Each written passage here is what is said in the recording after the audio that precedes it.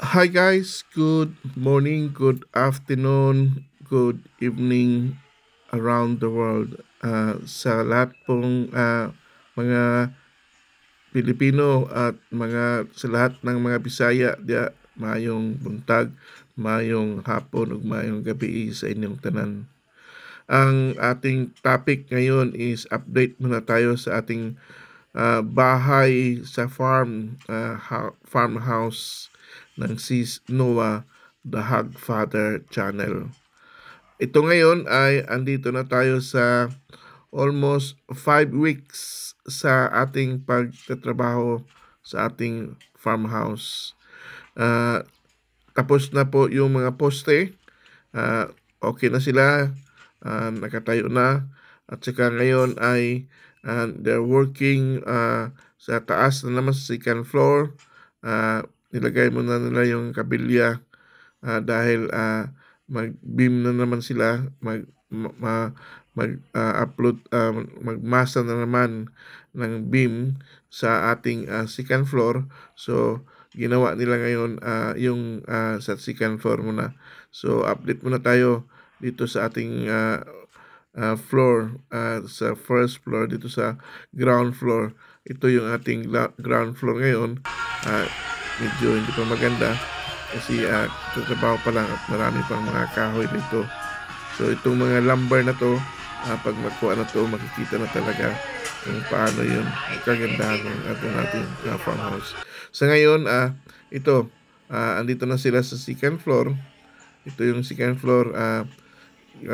Inayos pa nila yung mga kabilya para sa suporta sa beam.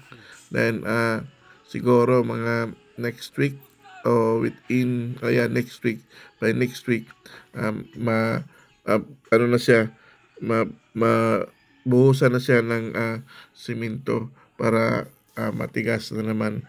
Pero kailangan nila kasi ng talagang week before nila tanggalin yung yung naka-cover dyan sa beam para talagang solid at saka sulit talaga ang suporta ng beam doon sa bahay. Sabi naman ng foreman na uh, he is preparing for things to uh, yung ilagay dyan sa second floor, lalo na yung mga farlands at tubular, square frame, dyan nag-ano na siya, mayroon na siyang prepare. So malaki na ang gasto kung pag-uusapan natin ang gasto. Mga after siguro nito pag matayo na, sasabihin ko sa inyo kung magkano yung gasto sa bahay na to. Within 4 weeks o 5 weeks pa lang na nagtrabaho sila, talagang malaki na. Nasa 6 digit na ang nagasto namin dito sa bahay na to. Ano pa lang yan 5 weeks pa lang. Di pa natin alam pero sabi naman nila na hopefully they will finish it by March.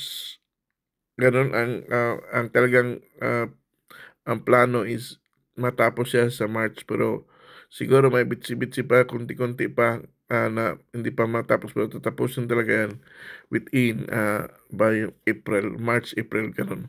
Hindi naman tayo nagmamadali kasi sabi namin, hayaan mo muna. Huwag tayong magmamadali. Kung mayroong pera, gastusin. Kung walang pera, stop muna tayo kasi mahirap. Maghanap muna tayo ng pera. But we are trying to, you know, to do these things na matapos ito as soon as possible dahil ito yung dream natin na makabahay dyan sa Pilipinas. Matagal na itong dream namin. Meron kaming ginawa noon na bahay din.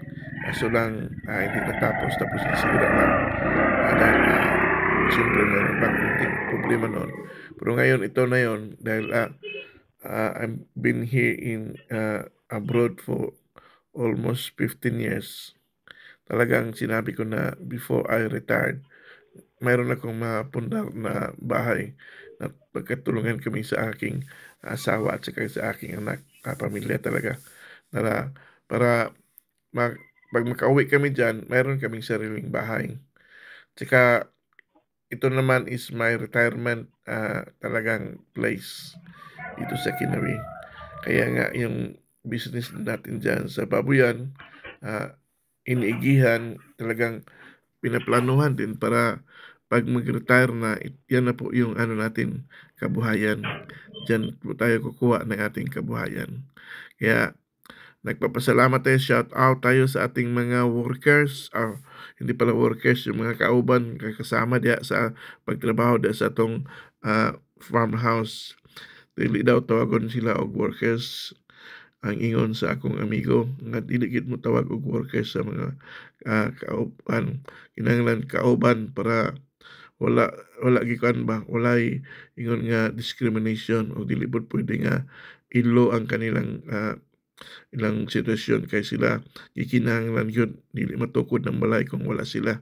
So shout out sa aking mga kauban diha, lalo na kay Michael, kay June, kay Enting, kay Malo, kay Dudong at saka kay Arnold.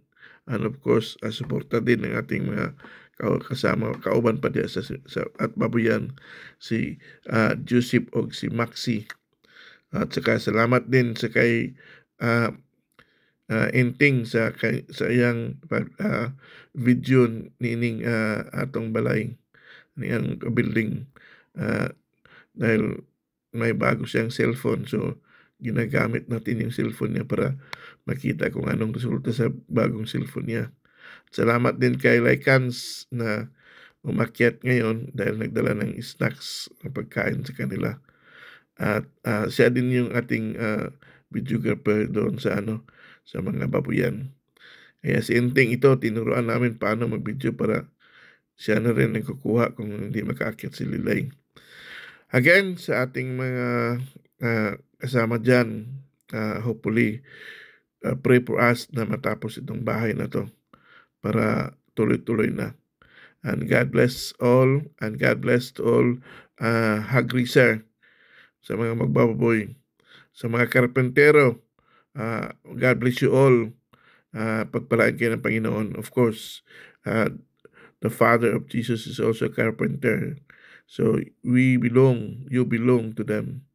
And we're praying for you na iwas sa injury, iwas dyan sa mga problema sa pagtatrabaho para patuloy pa rin ang partnership natin. God bless us all, and hopefully that all the blessing will be good health to everyone. Maraming salamat po.